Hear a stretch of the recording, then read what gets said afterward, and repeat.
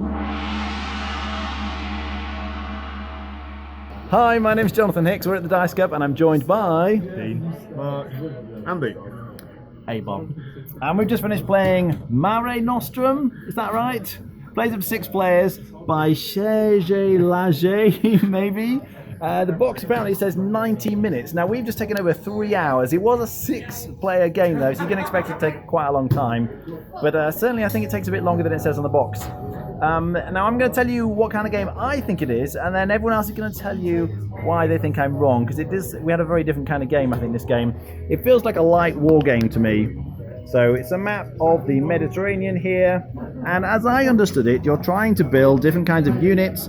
You take them around the map conquering territories. Once you conquer territories, you can build camels to harvest resources, or you can build cities to harvest coins. And you get these resources or coins here, and you use them to buy more units to conquer more stuff. Now there's some interesting victory conditions, which I'm going to tell you about in a minute.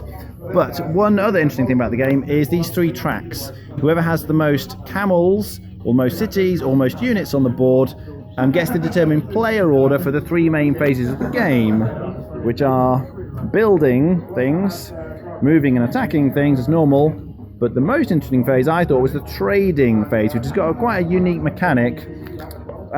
When you do trading, you put some of your resources out here, which become generally available to anyone else, and they put resources on their board like this. And then when it's your go to trade, you can pick a resource off anybody's board. You just look around and pick the one you want, and then they get a go. If I pick something off Dean, then he would now be able to pick off anyone else's board. So you're passing these around, and whatever you end up with is what you get to keep at the end.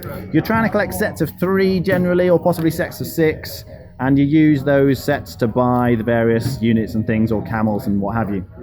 Now, the victory conditions, it's not about getting the most points. There are 4 ways I think you can win. So you can get leaders, which I didn't mention, but they give you special abilities over there. You can buy leaders. If you get 5 leaders, you win. If you manage to get 12 different resources or 12 coins, you win. That's a lot harder than it sounds, because you can't keep resources and most of your coins at least from round to round. If you become the leader of each of these 3 tracks here, you win. And finally, if you manage to conquer 4 capital cities, you win the game. All right, thoughts, Dean? You're right, it was a different play. I've played this twice before, and this was the most military we've played it. I've normally played it as a sort of like resource generation game. I like it. I think I prefer it as a 5-player game, but I do like it as a game. It's normally tight for the finish. I mean, 2 of us could have won that last turn, so it's always quite a tight game. Okay, Mark? Yeah, I will agree with Dean. I think a slight throw is a 5. 3 hours was long for a game of this depth, and it was quite enough to it. It's fun. I definitely enjoy the trading. I wonder if the expansion added slightly more militaristic units to the unit pool, which may have changed it, as well as particular people being a bit more aggressive. It's fun. It's solid. It's just I think it's slightly better as a 5. I think it's designed for that. Okay, Andy? Yeah, it didn't feel like it was 3 hours. I've played it once before as a 6, which took about just over 2 hours as a 6-player previously. I think a 5-player takes about 2 hours as well, thereabouts. Yeah, I think it works quite well. This game was a lot more military than previous games played. 3 other games have just been more getting resources and then building the pyramids or getting 5 leaders. But yeah, I think it's quite a solid game, and it's one I'd quite like to play again. All right, great. A-Bomb? Oh yeah, I actually, it was a reasonable game.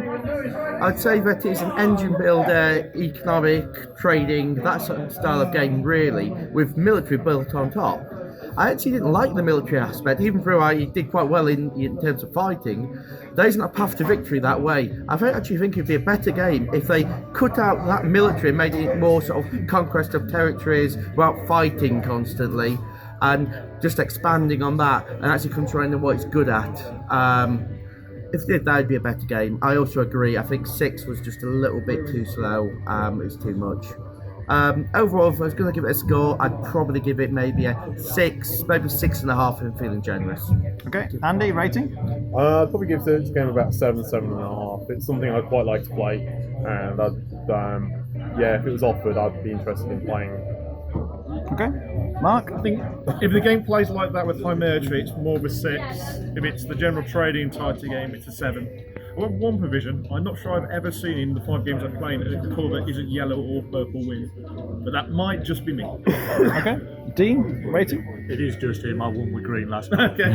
So, as a rating wise, I think as a 6-player game, I'll be scoring it about a 6. I think as a 5-player game, I will be scoring it as a 7, 7.5. I think it works better as a 5. I think I hadn't realised until Mark said it, but I think the expansions do add military to it, and therefore without the expansions, I think it's possibly a better game. Okay. It's solid, I think. It doesn't really do anything different for me compared with other light war games that I've played.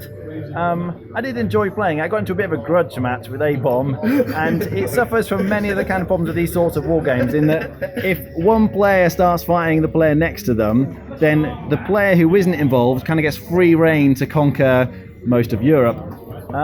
But all the mechanics are really solid. It was just quite long. I'd probably be on 6.5, I think. All right, that was Mare Nostrum.